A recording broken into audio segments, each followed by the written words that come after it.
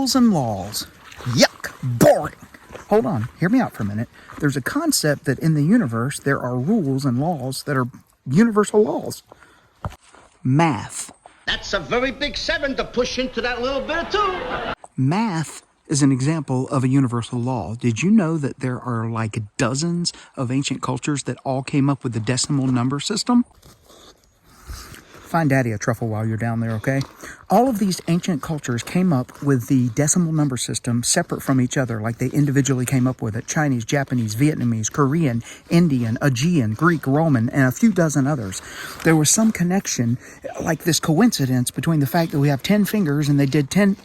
Hey, wait a minute. Science. Yes, science! In the universe, there are 4 known forces. They're called universal forces: gravitation, electromagnetism, the weak interaction, and the strong interaction.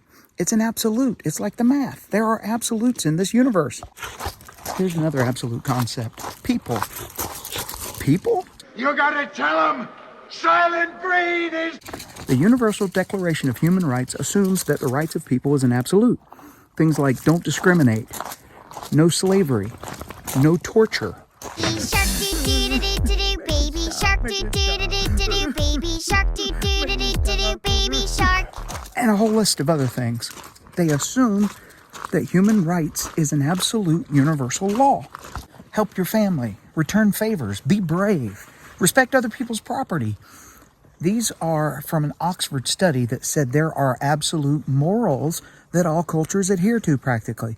Now, if there is an absolute moral law, doesn't it stand to reason that there's an absolute moral lawgiver? You know, even in the Bible, Job 38 speaks of the laws of the universe. Jeremiah 33, God compares his laws that govern day and night to his covenant with his people. The idea is that if there are universal laws in math, science, human rights, and morality, doesn't that imply that there is a universal absolute lawgiver?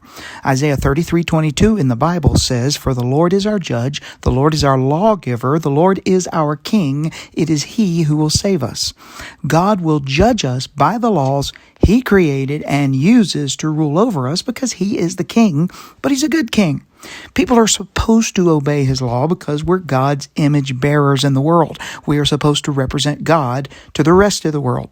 1 John 3 verse 4 says, "Everyone who sins, who disobeys God's universal law, breaks the law. In fact, sin is lawlessness." Romans 3:23 says everyone has sinned. We are all guilty of violating our mission to be God's image bearers in the world. We have failed. On the other hand, Jesus succeeded in living the life of a perfect person. Romans 5:8 says God demonstrates his own love for us in this: while we were still sinners, Christ died for us. Jesus Christ is God with us. God became a sinless human, as only God could, and lived among us in the life of Jesus Christ, the Son. The Father sending his Son is actually God sending his very self to rescue us. A study of the Trinity may help shed light on this mystery.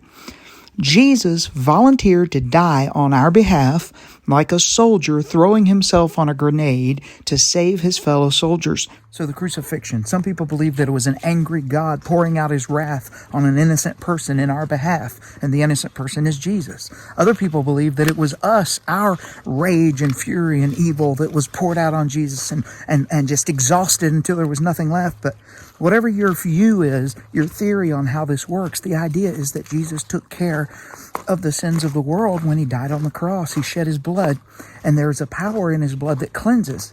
And so since we're all guilty of breaking the universal law, we all need to turn to him. So I encourage you to research and study, find out who Jesus is. Read the Gospels, Matthew, Mark, Luke, John, and you might be surprised to find out that he wasn't anything like you thought he was. And one more thing. I'm sorry about putting the Baby Shark tune in your head.